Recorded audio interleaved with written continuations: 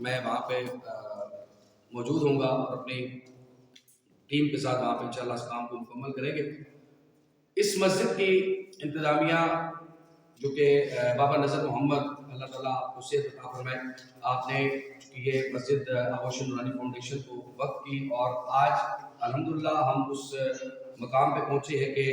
ہم یہاں پہ نماز کے لیے احباب بھی تشریف لے آئے اور ہم نے تیاریاں بھی مکمل کر دی۔ انشاءاللہ اس مزید وسعت ہوتی رہے گی، یہاں پہ سٹاپ نہیں ہے، انشاءاللہ کام مزید چلے گا۔ تو میں آغوش نورانی فاؤنڈیشن کے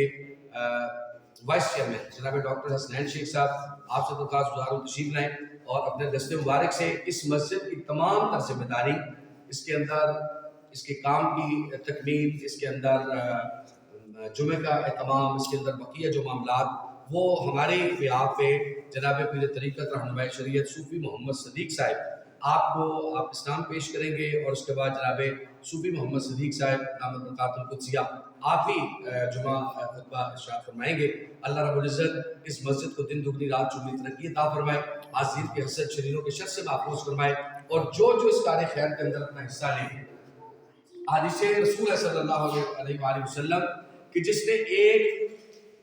چیل کے گھونسلے کے برابر، اب چیل کا گھونسلہ آپ ماشاءاللہ دیہات میں رہنے والے لوگ ہیں، آپ جانتے ہیں وہ کتنا بڑا ہوتا ہے، اس کے برابر یا اس سے چھوٹا کسی نے مسجد بنانے کی نیت کی، اللہ رب العزت اس کے لیے جنت میں مہر تیار کر دیتا ہے۔ اگر کوئی یہ شخص سمجھتا ہے کہ میرے پاس لاکھوں نہیں، میں نہیں دے سکتا، ارے بھائی کس نے کہا کہ رب کو لاکھوں کی ضرورت نہیں ہے، رب کو اخلاص کی ضرورت ہے کہ میری بارگاہ میں کون آیا۔ یہ ہمارا شوکت بھائی بیٹھے، اللہ تعالیٰ ان کو سلامت رکھے، جس وقت بھی ان کو ہم نے آواز دی یہ پہنچے، مسجد کی تعمیر میں بھی حصہ لیا، اور جو اللہ رب العزت نے ان کو پاک رزق عطا کیا وہ انہوں نے مسجد میں پیش کر دیا۔ زیارت خان صاحب، زیارت گل صاحب اور بھائی حیدر صاحب نے بھی ماشاءاللہ اپنی محبتوں کا نذرانہ پیش کیا، اور تو اور ماشاءاللہ اجاز صاحب جب ہم کل صفوں کی بات کرتے تھے تو کہا جی میرے والدہ کے سالے صفوں تو یہ وما توفیق الا باللہ، جس کو میرا رب جتنی توفیق عطا فرما دے وہ کرتا ہے۔ آپ نے یہ نہیں دیکھنا، آپ اس مسجد کے نمازی ہیں،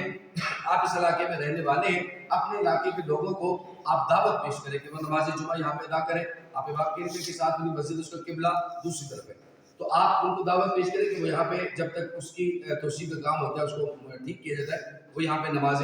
جمعہ ادا کرے، یہاں پہ نماز پنجگانہ ادا کرے، اور انشاءاللہ رمضان المبارک کے مبارک صاحب کو یہاں پہ نماز تراویح کا بھی اہتمام کیا جائے گا، اور انشاءاللہ آپ احباب اس میں شریک ہوں گے۔ ڈاکٹر حسنین شیخ صاحب اپنے دست مبارک سے جناب صوفی محمد صدیق صاحب کی سر پہ یہ ذمہ داری، جو یقینی طور پہ یہ وہ شخصیت ہے جو الحمدللہ تصوف کے راہی ہیں اور